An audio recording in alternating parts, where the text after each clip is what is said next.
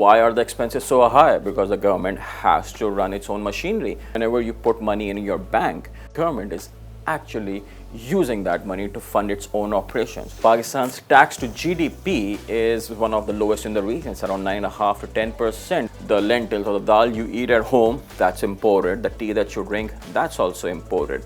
The cooking oil that you're using in your kitchen right now, that is also imported. When your imports are greater than your exports and remittances, you have to borrow more dollars. It's not like it's the end of the world. The problem really here is how do we essentially increase growth without relying on debt? Hi, this is Ammar. Welcome to another episode of All Things Money, and today we're going to discuss Pakistan's debt position. It's a very complex topic, but we'll try to cover a bit of it, a little bit of here and there, and try to explain what one needs to worry about or one needs to think about while we cover debt as a whole over the next few episodes. So what is debt? And for example, why does Pakistan even need sovereign debt? So what is sovereign debt? Let's try to answer this question. Sovereign debt is any debt that is assumed by a sovereign that is a country. In the case of Pakistan, it can be split into two different types of debt. One is domestic debt and the other is external debt. What is domestic debt? Domestic debt is essentially any debt that is denominated in PKR or the Pak rupee, that is the local currency. So essentially whatever's in your pockets right now, a few thousand rupees, 100 rupees, that is essentially the debt of the country. And you've got external debt. What is external debt? External debt is something, are essentially the dollars or any foreign currency that is borrowed by the government of Pakistan or any other private party that government of Pakistan has to repay over a certain period of time. That can be 1 year, that can be 5 years, that can be 10 years, or going as high as even 30 years in certain cases. Whenever we talk about debt, we talk in absolute numbers. That debt increased by this much in the last 2 months, debt increased by this much in the last 3 months, the increase in debt in the last 3 months has been greater in the last 5 years, so on and so forth. It's important to keep things in context here. We should not be looking at debt in absolute numbers, because when debt is borrowed, the overall size of the economy also increases. So the size of economy right now is maybe 5 times more than it was in 2010. So obviously debt requirements are higher as well. So it's important to keep things in context, of the overall economy at large. But why do we need debt? Why do we borrow debt? For example, in the case of, let's say, domestic debt, why do we need it? We borrow when our expenses are greater than our revenue. It's as simple as that. When the expenses of the government are greater than the tax revenue or any other kind of revenue it can generate, it has to borrow to bridge that deficit.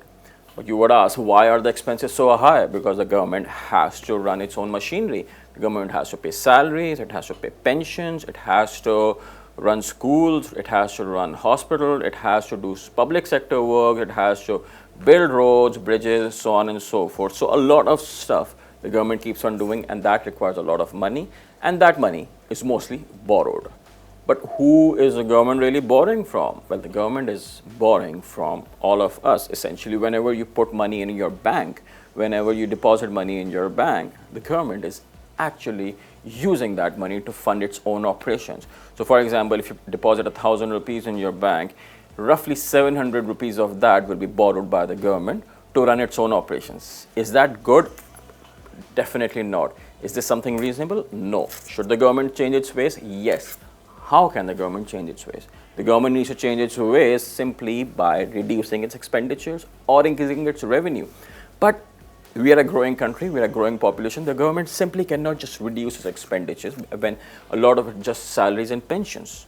But it's important to understand the government is also operating a lot of loss-making state-owned enterprises which do not add much economic value and are essentially cash pits where they just consume a lot of cash but do not generate any value. So reducing those state-owned enterprises, closing down those state-owned enterprises is critical. Without doing that, we simply cannot reduce our fiscal deficit, which is essentially plugged by the borrowings. We also need to increase our revenue. Pakistan's tax to GDP is one of the lowest in the region. It's around 9.5 to 10%, while in the rest of the world or rest of emerging markets in the range of 15 to 17%. So we need to increase the tax we collect. But that does not mean that we increase the tax on those who are already paying a lot of taxes. That is also a problem. In Pakistan, only a very small number of people and companies pay taxes, while everyone else just moves around scot-free.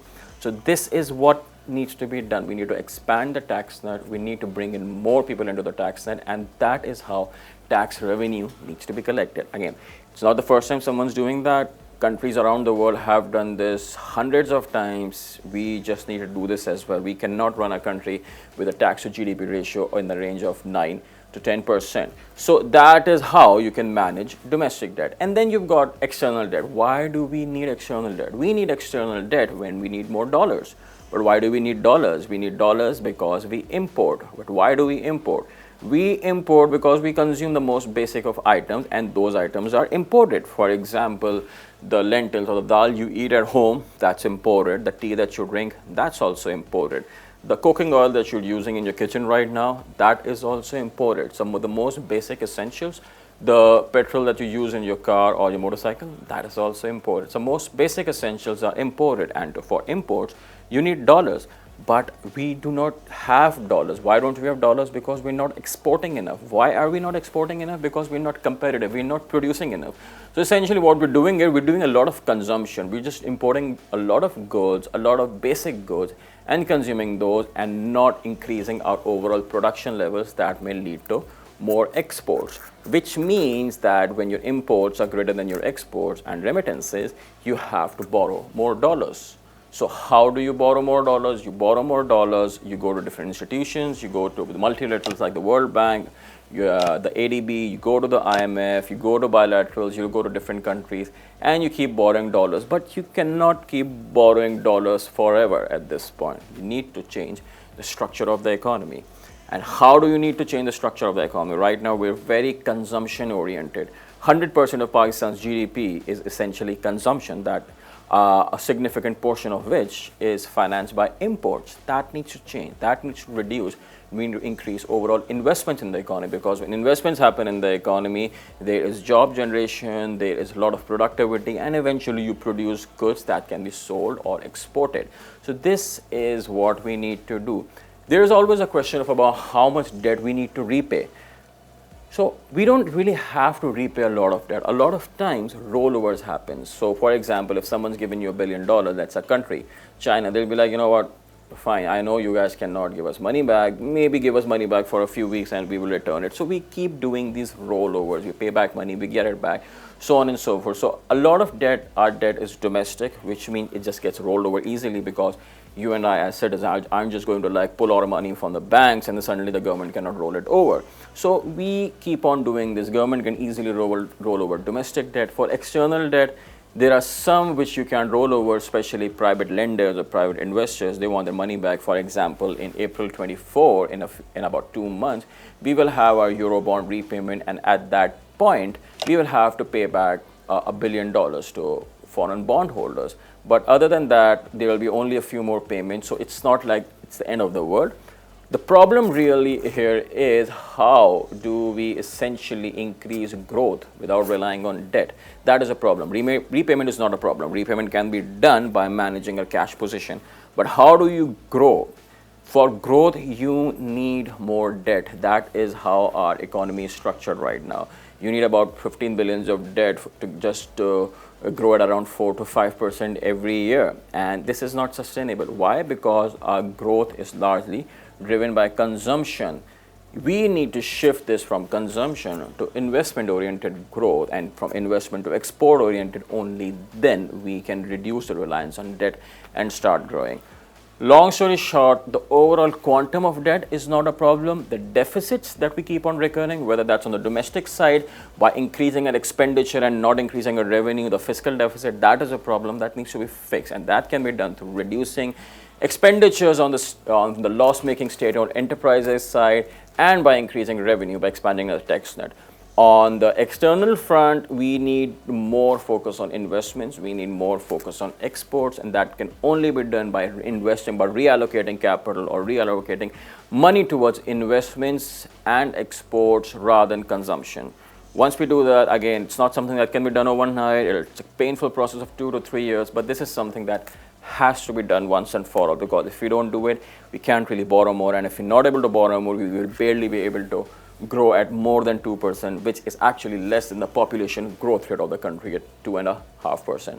This is it from Ammar at All Things Money. We will continue covering debt and how it affects you, me, and everyone else over the next few episodes. Thank you and goodbye.